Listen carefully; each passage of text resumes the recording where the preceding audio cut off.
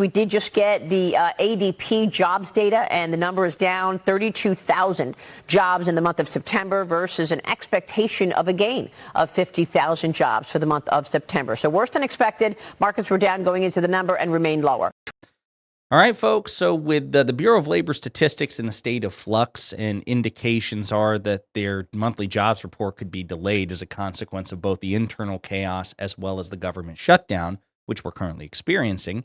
That was MAGA Fox News / Fox Business host Maria Bartiromo dropping some devastating news courtesy of ADP, which is another high-profile report which measures private sector employment.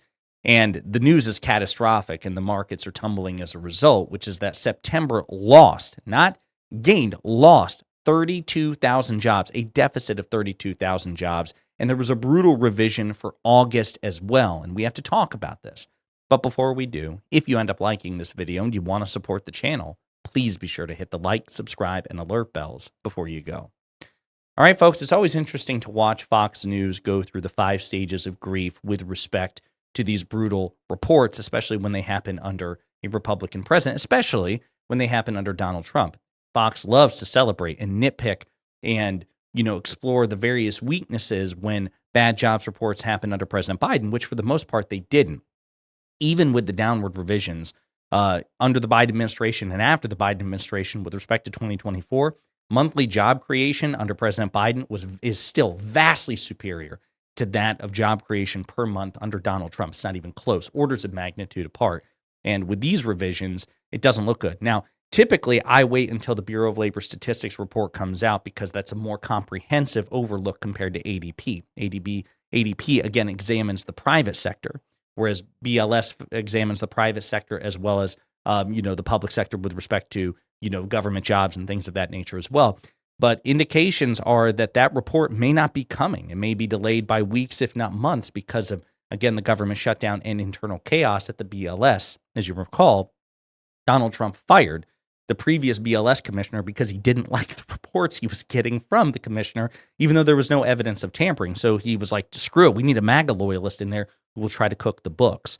More on that in a moment. But let's talk about this ADP report. I want to play this clip. We're going to look at an article, and then I'll wrap up by talking about the current state of Donald Trump's BLS commissioner nominee. It's not good. And let's just review what we got, because as Rick said, very disappointing. It was a weak number. So this is private sector jobs.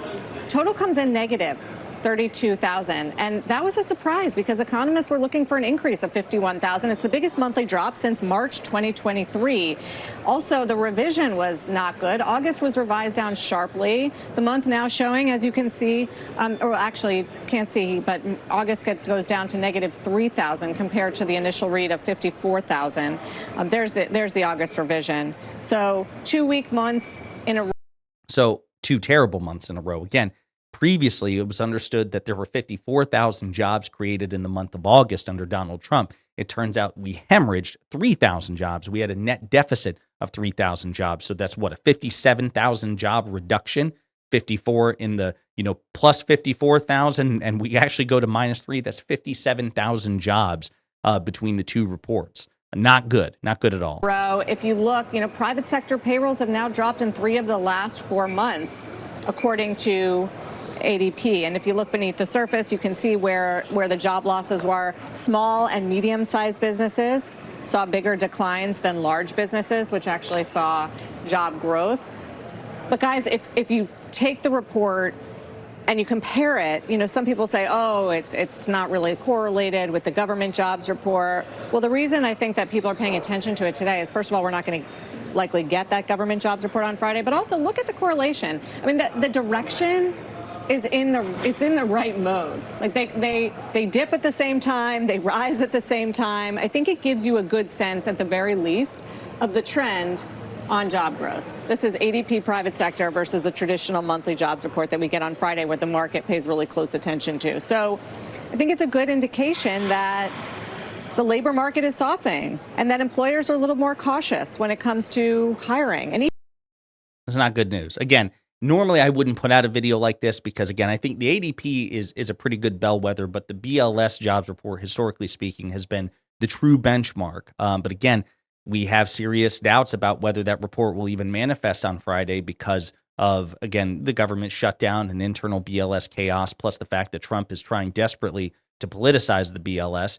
I'll point out before I guess we dive deeper into the ADP report, we'll just kind of spoil it here, but E.J. Antony, who was Donald Trump's nominee to replace the previous BLS commissioner whom he fired ridiculously, absurdly, because he just didn't like the jobs reports. The White House has now withdrawn his nomination because they didn't think they could get him through Senate confirmation. That's how unqualified and controversial he was. Even conservative economists who are Trump aligned were like, this isn't the guy. He lacks both the capability for it, the experience for it, the pedigree, the education. He's not a good pick. But because he was a MAGA loyalist, that's why he was proffered by Trump. White House withdraws Trump's controversial nominee to lead BLS after ousting predecessor over jobs data. The White House has sent paperwork to the Senate to withdraw the nomination of E.J. Antony as head of the Bureau of Labor Statistics, 3 sources told CNN. The withdrawal comes after CNN's K-File reported earlier this month that Antony operated a since-deleted Twitter account that featured sexually degrading attacks on Vice President Kamala Harris, derogatory remarks about gay people, conspiracy theories, and crude insults aimed at critics of Donald Trump. A person familiar with the matter said that GOP Senators Susan Collins and Lisa Murkowski had declined to meet with Antony, potentially raising concerns that his nomination was in trouble. The CNN reached out to the White House and Antony. And CNN's like, well, we still like Antony, and, he's really amazing, and Donald Trump is going to fix the BLS. Okay. But the bottom line is this is an epic failure on their part. So now let's look into, again, a deeper dive into the private sector jobs report. The U.S. economy lost 32,000 jobs, private sector jobs, in September. Private payrolls plunged in September, complicating the picture for the U.S. economy as policymakers and investors struggle to assess the state of the labor market amid a government shutdown. The BLS is unlikely to release the monthly jobs report this Friday due to the closure. This means many flying blind without critical economic data are having to key into any information they can get, including Wednesday's private sector jobs data from payroll company ADP. U.S. private sector businesses lost 32,000 jobs in September, according to the report. August's previous estimated 54,000 payroll gains were downwardly revised to negative 3,000. However, ADP's latest job numbers come with big caveats. A preliminary re-benchmarking of the data was a significant factor behind the negative August revision and September's estimated job losses, ADP's chief economist Neela Richardson said Wednesday.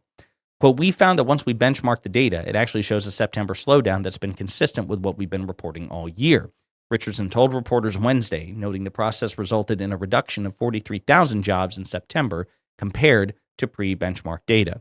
In fact, if the numbers changed, the story and the narrative and the trend remain the same. Hiring momentum has slowed from the beginning of the year through September, so since Trump took office. Similar to the BLS's 2-step annual process, ADP recalibrates its estimates annually to the full year 2024 quarterly census of employment and wages. The report provides a more comprehensive read on the number of businesses, employees, and wages at the state, regional, and county level because it derives that data from quarterly tax reports submitted by businesses to their states.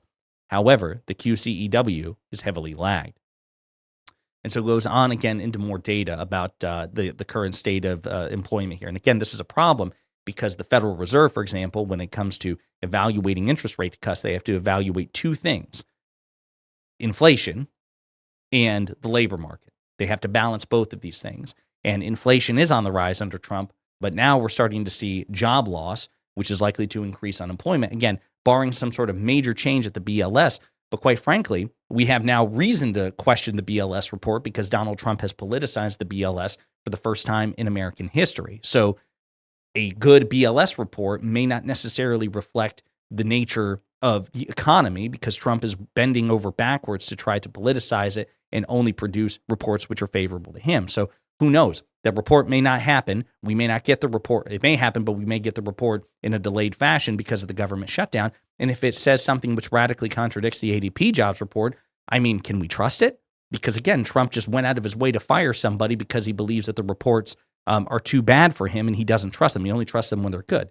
So this is a pretty messy situation and it complicates things for the Federal Reserve because again, inflation is rising and so too is job loss. And that puts the Fed in a really awkward position where they have to balance, okay, which threat is greater and to what extent does that manifest itself in another interest rate cut?